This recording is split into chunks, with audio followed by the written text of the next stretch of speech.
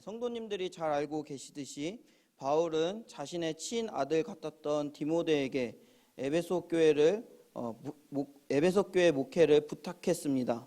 바울은 이미 많은 목회의 경험과 목회의 현장 안에서 수없이 많은 아픔들과 어려움을 겪은 백전노장이었습니다.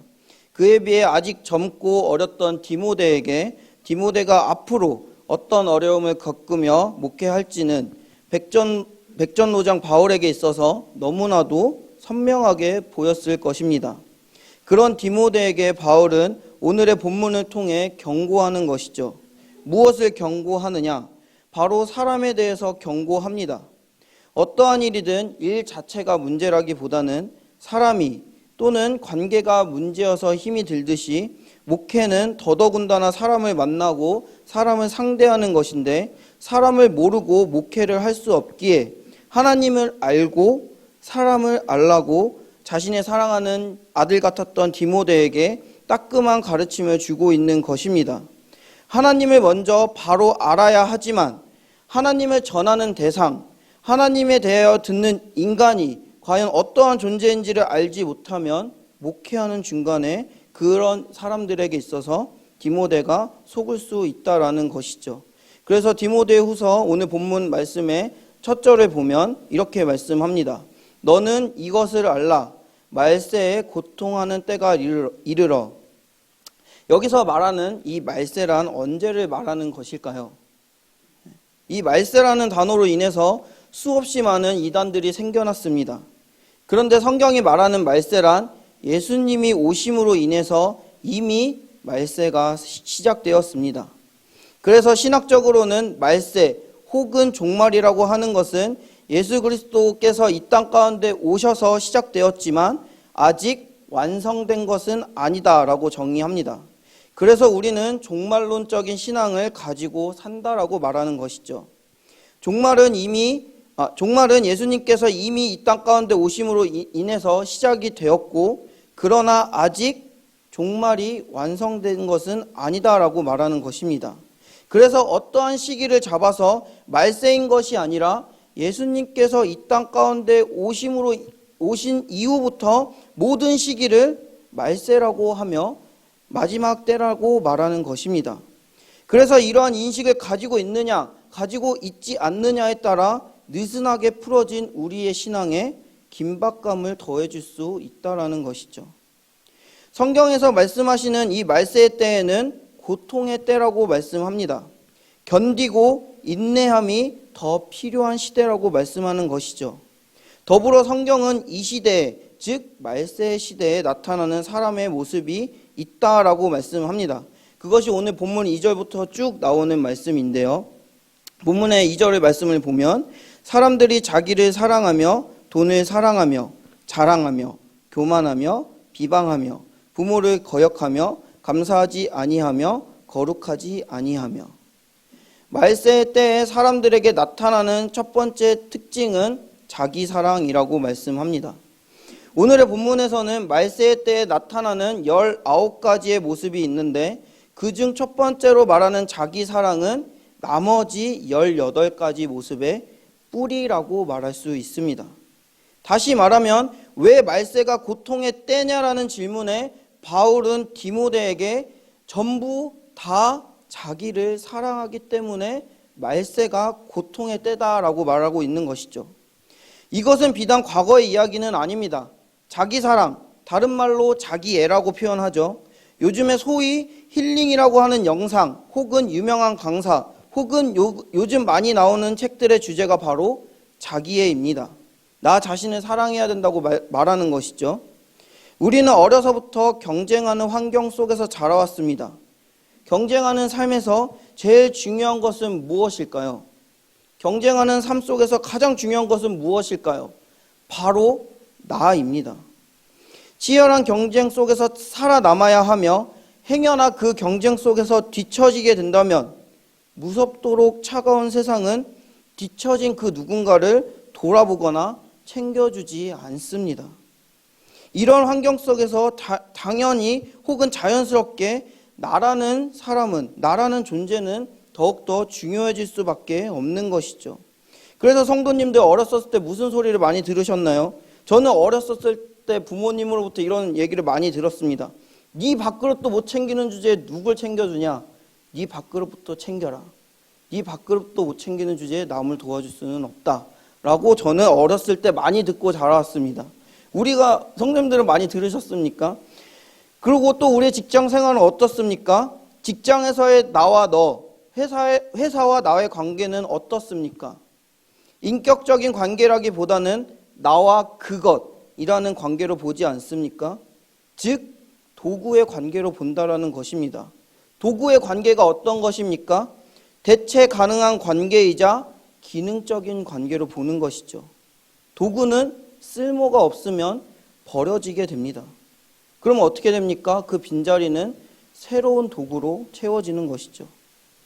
나를 인격이 아니라 도구로 인식하는 세상 속에서 살아가다 보니 당연히 자기 사랑, 자기의 목소리가 높아지는 것은 어떻게 보면 당연한 일일지도 모릅니다.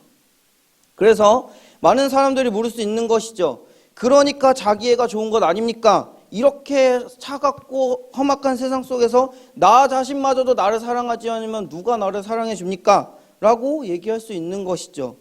그런데 성경은, 말씀은 신앙에 있어서 자기 사랑은 신앙과 같이 갈 수 없다라고 분명하게 말씀합니다. 오히려 말씀은 모든 문제가 자기 사랑에서부터 출발한다고 분명하게 말씀하고 있는 것이죠. 하나님을 사랑하는 것과 나를 사랑하는 것은 양립할 수 없다고 분명하게 얘기하고 있습니다. 에덴 동산에서 선악과를 따먹는 과정에서 하와가 넘어간 가장 큰 유혹이 무엇이었습니까? 바로 내가 하나님처럼 될 수 있을지도 모른다는 그 생각이, 그 그릇된 자기 사랑으로부터 시작된 것이 죄 아니겠습니까? 세상 사람들도 다 알고 있습니다. 자신을 사랑하는 것을 나르시시즘이라고 부르죠. 호숫가에 비친 자기 얼굴이 너무나도 예뻐서 그 얼굴을 보고 호수에 뛰어들어 결국 죽게 되는, 다시 말해서 자신을 사랑하는 것은 결국 자신을 파멸에 이르게 한다는 것을 세상 사람들도 알고 있습니다. 뿐만 아니라 자기를 사랑하는 것은 자신뿐만이 아니라 남도 해치는 길이라는 것이죠. 가인과 아벨의 말씀에서 아벨을 질투한 가인이 자신의 동생을 죽이게 됩니다. 질투도 그 근본적인 이유를 들여다보면 내가 중요한 존재가 되지 못한 것에 대해서 미움이 자라게 된 것이죠. 다시 말해서 자기 사랑으로 인해 자신뿐만이 아니라 남도 죽이게 되는 것을 보여주는 아주 대표적인 예라고 할 수 있는 것입니다. 그래서 오늘의 본문의 말씀은 자기 사랑으로부터 시작해서 이렇게 나열합니다. 돈을 사랑한다. 우리가 돈을 왜 사랑합니까? 소비의 시대에서 소비란 결국 자신의 가치를 나타내죠. 돈이 있어야 내 마음대로 할 수 있게 됩니다. 돈이 있어야 내가 사고 싶은 것을 사게 되고, 내가 입고 싶은 것을 입게 되고, 내가 타고 싶은 것을 타게 되며, 내가 살고 싶은 곳에서 살게 됩니다. 내가 하고 싶은 것들을 하려면 돈이 필요한 것이죠. 돈 자체를 사랑하는 것 같지만 그 근본적인 이유는 돈이 아니라 내가 하고 싶은 것, 나를 사랑하기 때문에 내가 하고 싶은 것을 하기 위해서 돈을 사랑한다라는 것입니다. 돈은 곧 자기 사랑의 대표적인 수단일 뿐이라는 것입니다. 나를 사랑하니까 자랑하고 교만하며 부모를 거역하고, 내가 너무나도 소중하니까 조금의 고난 앞에서 바로 감사함이 사라지게 되고, 거룩함을 위하여 노력하기가 싫어지고, 타인에 대한 정과 사랑이 없어지며, 내가 너무 좋으니까 나를 힘들게 하는 저 사람에 대한 좋지 않은 마음들을 풀기 싫어하게 됩니다. 내가 살기 위해 모험하게 되고, 내가 좋아하는 것들을 다 하고 싶기에 절제하지 못하게 됩니다. 나를 만만하게 보지 않기 위해서 사나워지며, 선한 것은 약해 보이기에 좋아하지 않고, 나의 이익을 위해 배신하며 조급하며 자만하게 되고, 내가 하고 싶은 것을 하기 위해서 쾌락 사랑하기를 하나님 사랑하는 것보다 더하다고 말씀하고 있는 것입니다. 이것은 비단 지금 살아가고 있는 이 시대, 혹은 바울이 디모데에게 전하고 있는 세대에만 적용되는 것은 아닙니다. 인간사 죄가 이 세상에 들어오면서부터 시작된 것이죠. 이사야 5장 20절 말씀에 이런 말씀이 있습니다. 악을 선하다 하며 선을 악하다 하며 흑암으로 광명을 삼으며 광명으로 흑암을 삼으며 쓴 것으로 단 것을 삼으며 단 것으로 쓴 것을 삼는 자들은 화 있을진저. 사람들이 사실을 왜곡하는 이유는 사실대로 말하면 불리하기 때문입니다. 내가 손해를 보기 때문인 것이죠. 조금이라도 불리하지 않기 위해 취사 선택, 과장, 축소, 은폐, 삭제, 곡해와 같은 일들을 자행합니다.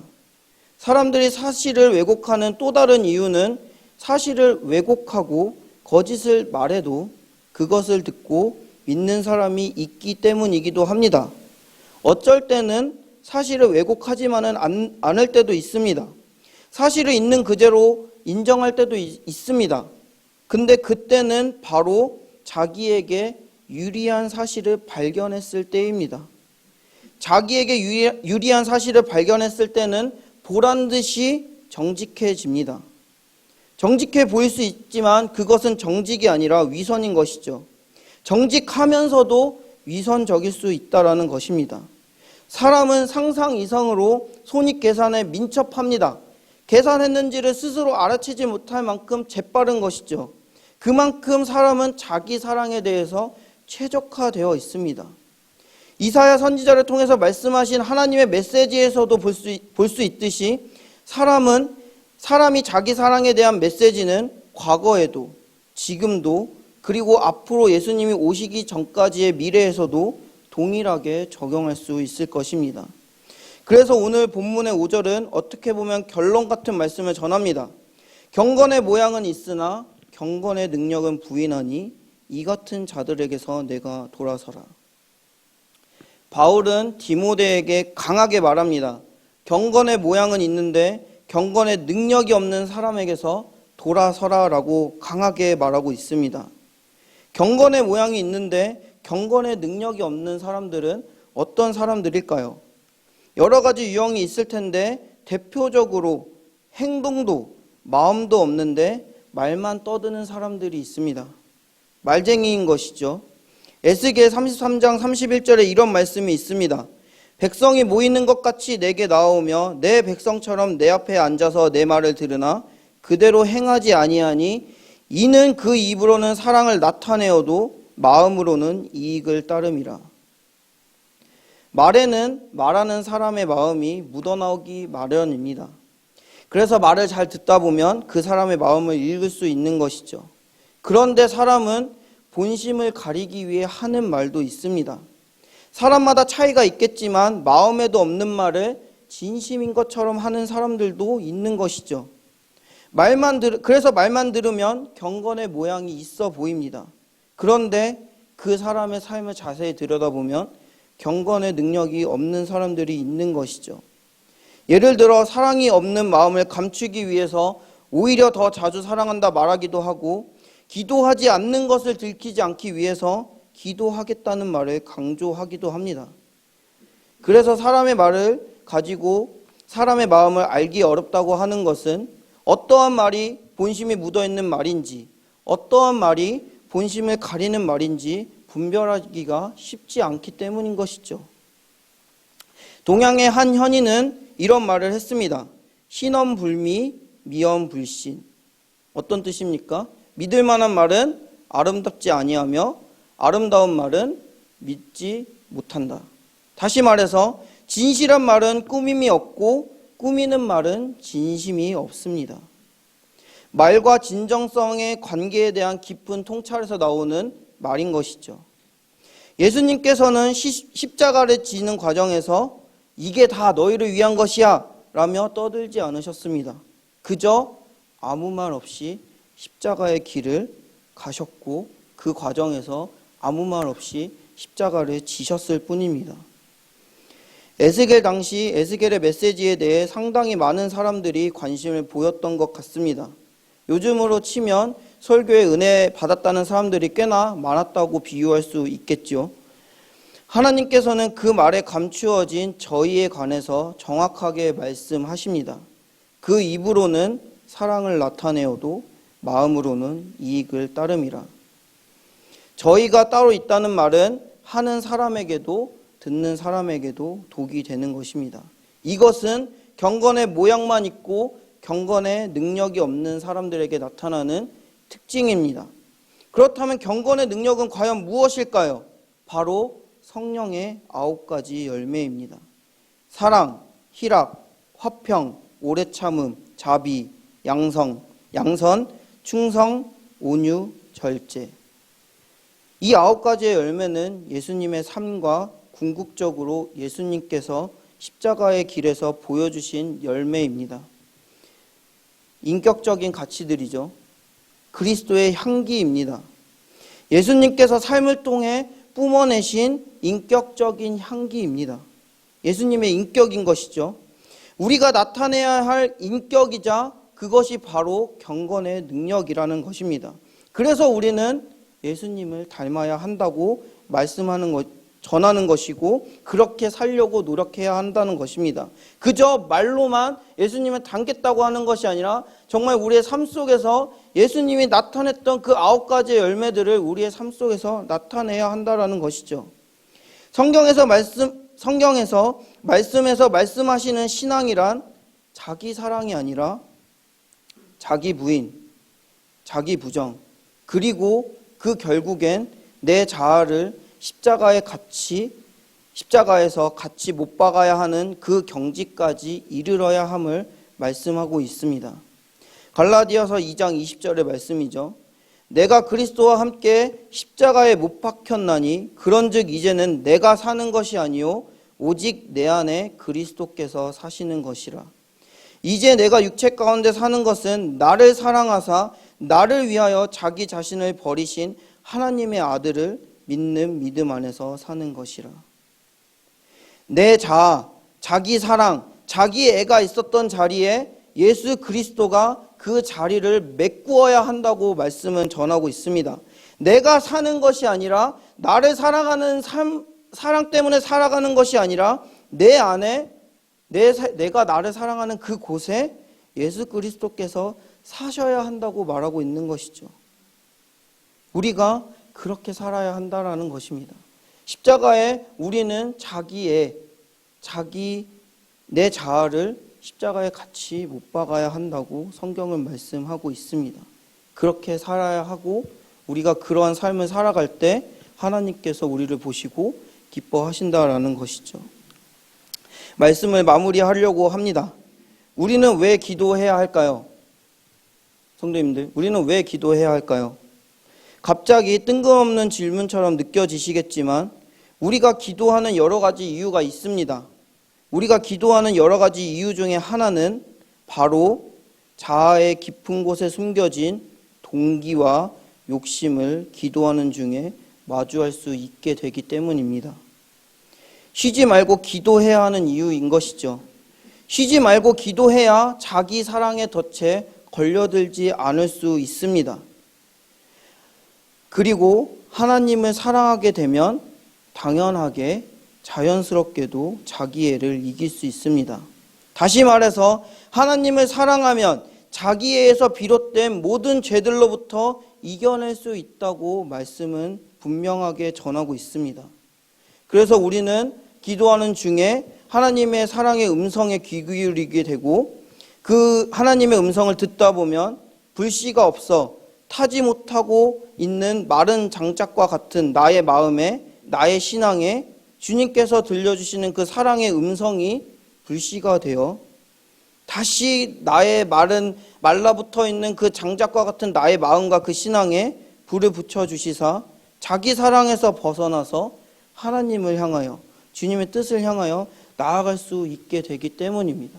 그래서 오늘 우리가 이 자리에 모인 것이고 물론 성도님들께서 열심히 또 기도하시는 와중에 필요한 이유들이 있겠지만 우리가 정말 기도해서 정말 신앙의 성숙한 그 경지까지 이르려면 단지 내 필요한 기도만 하는 것이 아니라 하나님의 사랑의 음성을 들어 내 안에 말라붙었던 그래서 마른 장작과 같이 그냥 불씨가 없어 세상 가운데 자기에 따라서 세상의 그 가르침에 따라서 살아갔던 나의 삶에서 돌이켜서 하나님의 그 사랑의 음성이 불씨가 되어 다시 하나님의 뜻을 향해 열심히 나아가고자 하는 그것이 우리 기도하는 중에 일어날 수 있기 때문에 우리가 기도하는 것입니다. 그래서 오늘의 기도 시간을 통하여서 이러한 은혜들이 이곳에 나온 주님의 성도님들에게 또 이러한 은혜들이 가득히 차고 넘칠 수 있기를 주님의 이름으로 축원합니다.